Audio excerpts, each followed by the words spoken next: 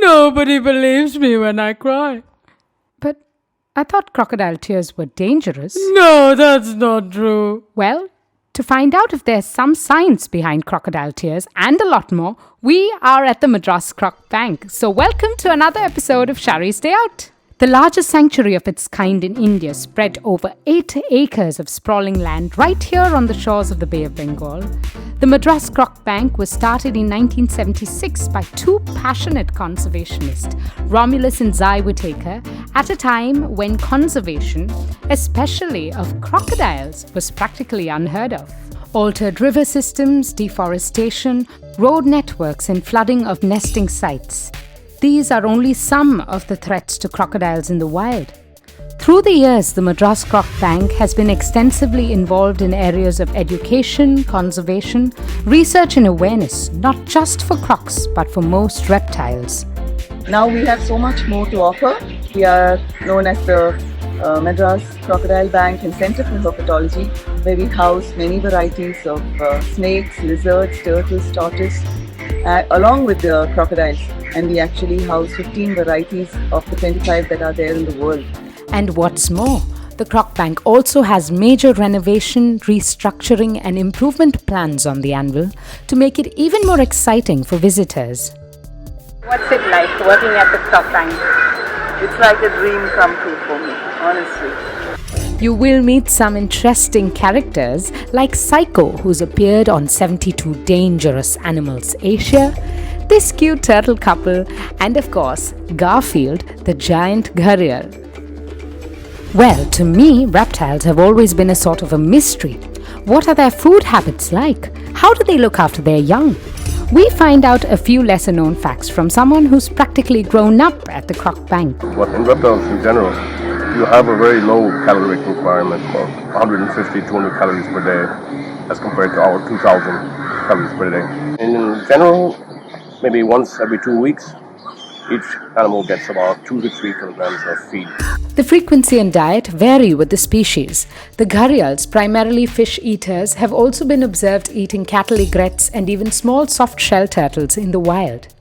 The diet of the muggers includes buffalo meat.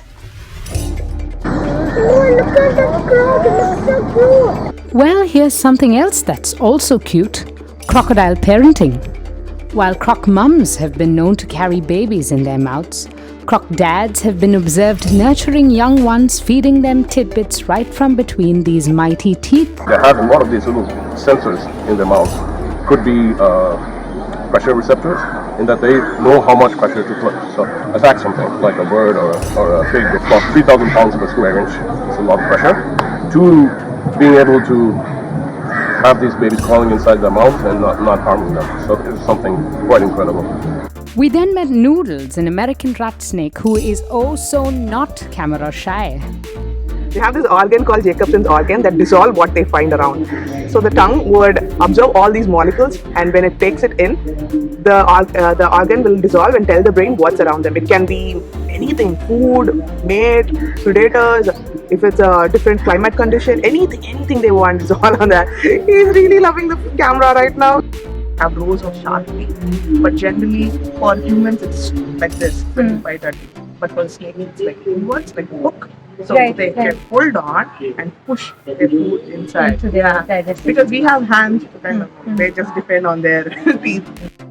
These reptiles play such an integral part of our ecosystems. Imagine like all the rats, they carry a lot of these things that come to the house. They eat most of them, so in a way they are kind of avoiding, helping us, preventing. Yeah. We also met a couple of Whitaker's sand boas found only in India, often believed to have 2 heads. But do they really? But that's not the case. If you see the tail over here, it's really thick, similar to the head. You see? So people think they have 2 heads. When a predator comes, they will shake their tail and they get confused that this is the head and they'll go for it, and these guys can escape. And if you look at them, their eyes are super small, very very tiny eye, and it looks like a sand grain. So when they are buried in the sand and just their eyes are out, no one would know. And finally, what do crocodile tears really mean? Crocodile tears do happen, but not because of emotions. It's because of they actually have a third eyelid, a nictitating membrane. The Hadarian gland gets to work lubricating the eye, making it appear as if they're crying. Fascinating indeed. Not many can compete with the renowned Irulas, one of the last forest scientists of the world in matters of knowledge, skill and instinct around reptiles. Whitaker was instrumental in setting up the Irula Snake Catchers Cooperative for the conservation of snakes and production of venom as an antidote for bite. நான் 10 வயசுலேயே பாம்புலாம் தான் handle பண்ண ஆரம்பித்தேன். எங்கள் அப்பா செஞ்ச இந்த வேலையை இப்போ நான் ஹேண்டில் செய்கிறேன். பாம்புலாம் வந்து ஒரு சின்ன ஒரு உயிரினம் தானே, அதனால் ஒரு குழந்தையாக தான் நான் இன்னும் எதிர்பார்ப்பேன். Fancy a reptile as a pet? Well, not too sure if you can actually keep a mugger in your bathtub or a gharial in your kitchen, right? But you can, however, adopt a reptile. So we have a adoption list in our website with all the names.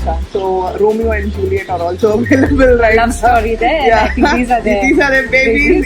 So, Mr. Jaws, tell us, how can we support the Madras Croc Bank? That's easy. Adopt a reptile, shop from the Croc Shop, and subscribe to our education program. See you there.